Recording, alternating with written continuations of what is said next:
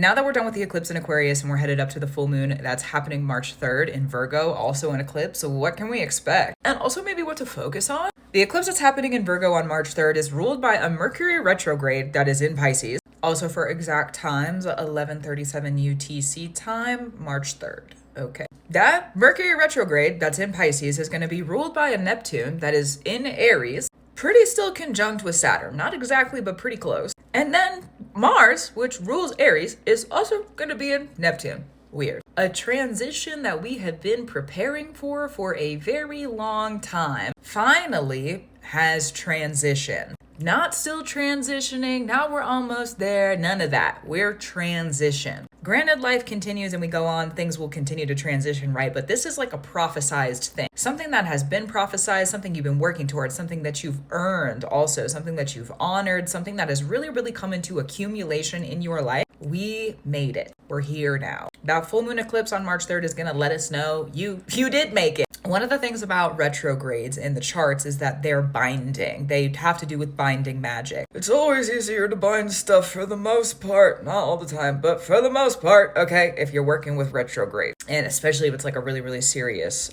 binding. But we'll talk more about that another time, and another place, and another pace. Okay. But because Mercury is going to be retrograde, this is like prophecy of word. Things that you've spoken, things that the spirits have spoken to you, it is returning now. Because the new moon and this moon cycle then is also ruled by that Aquarius energy, it could be something that's a little bit unpredictable. Like, you know how prophecy is, at least for me sometimes. The spirits will give me prophecies and then it's like, I don't really know what's going to happen until I get there. I don't know if that happens for you, but sometimes they blind me, okay? Could be that. Also Pisces energy, sort of blinded. So something that you've been blind to, something that you've been working towards, haven't really understood all the way yet, but you know that it is something that you want and that you have been on the path to do and receive and experience. That Mercury retrograde is bringing it back into the life, bringing it back into where you are now. This is also something, because the North Node is in Pisces, we have the Mercury in Pisces, Neptune is ruling over Pisces, and the whole back and forth between Mars, Neptune, and Mercury for this. It's something to do with your purpose. And that North Node, it already makes things elusive. So like things that are way high up in the sky that we don't understand, but we know we need to do. If you've been working in that energy for at least several years now,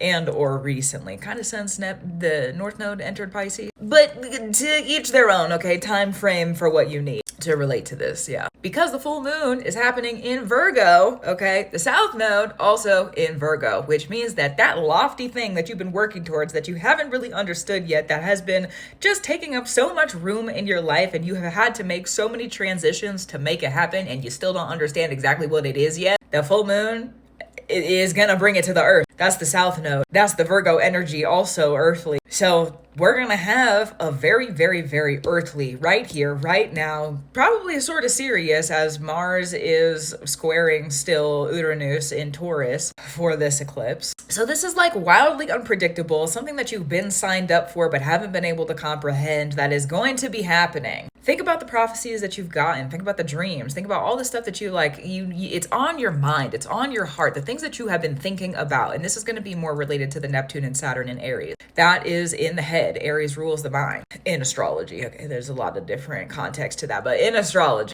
And moving on. So more than likely, these things that are going to be happening on the full moon, especially because of the Aquarius eclipse that we had that's ruling over this moon cycle, being partially ruled by a Saturn in Aries, we are thinking about it. We may not be able to put together in our brain yet, this means this, and that is that, and this is this, and that is this. We can't do that yet. But the full moon is going to bring it into the earthly perspective and in experience. Oh, that's what that is. Got it. I remember Spirit telling me that that was going to happen, and now I'm here. I remember those dreams I had about prophecy, and I'm seeing it, I'm witnessing it real time. Okay then.